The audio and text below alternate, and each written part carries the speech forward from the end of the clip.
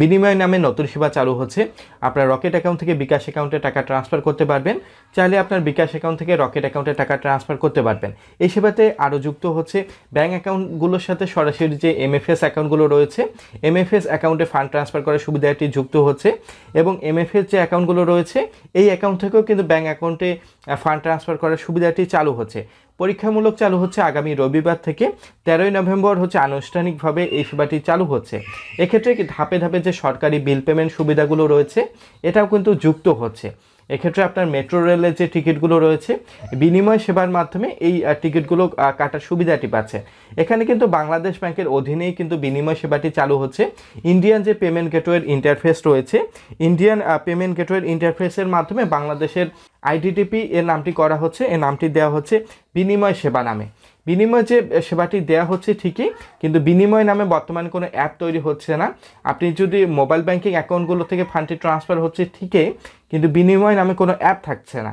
এক্ষেত্রে যেহেতু ব্যাঙ্কগুলো থেকে এমএফএস অ্যাকাউন্টে ফান্ডটি ট্রান্সফার হচ্ছে, এখানে কোনো বিনিময় নামে অপশন পাচ্ছে না, সরাসরি এমএফএস নামে একটি অপশন দেখাবে এবং এমএফএস যে অ্যাকাউন্টগুলো রয়েছে এই অ্যাকাউন্টগুলোতে সরাসরি ফান্ড ট্রান্সফার করার সুবিধাটি পাচ্ছেন।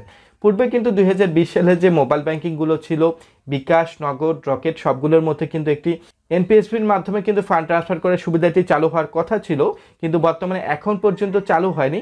কিন্তু আগামী রবিবার থেকে বিনিময় নামের যে বিকাশ থেকে রকেটে ফান্ড ট্রান্সফার করার সুবিধাটি চালু হচ্ছে, অথবা রকেট থেকে বিকাশে ফান্ড ট্রান্সফার করার সুবিধাটি চালু হচ্ছে। বর্তমানে কিন্তু বিনিময় সেবাতে কোনো চার্জ করা হচ্ছে না বা কোনো মাসুল করা হচ্ছে না।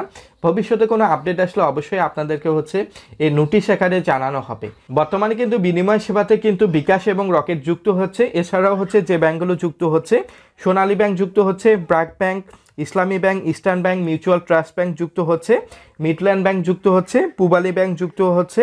এছাড়াও ইউনাইটেড যে কমার্শিয়াল ব্যাংক রয়েছে, ইউনাইটেড কমার্শিয়াল ব্যাংক যুক্ত হচ্ছে, আল আরাফা ইসলামী ব্যাংক এবং ডাচ বাংলা ব্যাংক যুক্ত হচ্ছে। এই ব্যাংকগুলো যুক্ত হলে সুবিধাটি এই ব্যাংকগুলো থেকে কিন্তু বিকাশ এবং রকেটে ইনস্ট্যান্ট ট্রান্সফার করা যাবে এবং রকেট এবং বিকাশ থেকে এই ব্যাংকগুলোতে কিন্তু ইনস্ট্যান্ট টাকাটি যুক্ত হচ্ছে। এক্ষেত্রে কিন্তু বর্তমানে কিন্তু যে বিনিময় অ্যাপ রয়েছে এই অ্যাপটি সেবাটি যুক্ত হচ্ছে না। বিনিময়ের যে ওয়েবসাইট রয়েছে এই ওয়েবসাইট থেকে রবিবার থেকে চালু হলে কিভাবে অ্যাকাউন্টটি তৈরি করতে হবে ইন ডিটেলস এই ভিডিওগুলো পরবর্তীতে দেখানো হবে। বিনিময় যে সেবাটি রয়েছে, আপনার যখন অ্যাকাউন্টটি তৈরি হবে, অ্যাকাউন্টটি তৈরি হওয়ার পর কিন্তু আপনি চাইলে বিনিময় অ্যাকাউন্ট করেও সেবাটি নিতে পারবেন, অথবা সরাসরি মোবাইল ব্যাংকিং বা যে ব্যাঙ্ক অ্যাকাউন্টগুলো রয়েছে তাদের ইন্টারনেট ব্যাংকিং থেকে সেবাটি নিতে পারবেন। আর বিনিময় যে ওয়েবসাইট রয়েছে, আপনার যখন অ্যাকাউন্টটি তৈরি হবে বিনিময়ে কিন্তু দুটি অপশন পাবেন, সেন্ড মানি এবং রিসিভ মানি।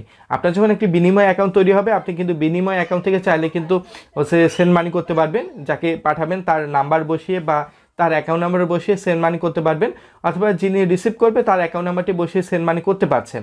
আশা করি বিনিময় সেবাটি সবারই ভালো লাগবে। মোবাইল ব্যাংকিং থেকে অন্য মোবাইল ব্যাংকিং ফান্ড ট্রান্সফার করার সুবিধা সবারই ভালো লাগবে। ভিডিওটি ভালো লাগলে অবশ্যই লাইক দিবেন, শেয়ার করবেন। রিকোয়েস্ট থাকবে যারা নতুন দর্শক সাবস্ক্রাইব করবেন।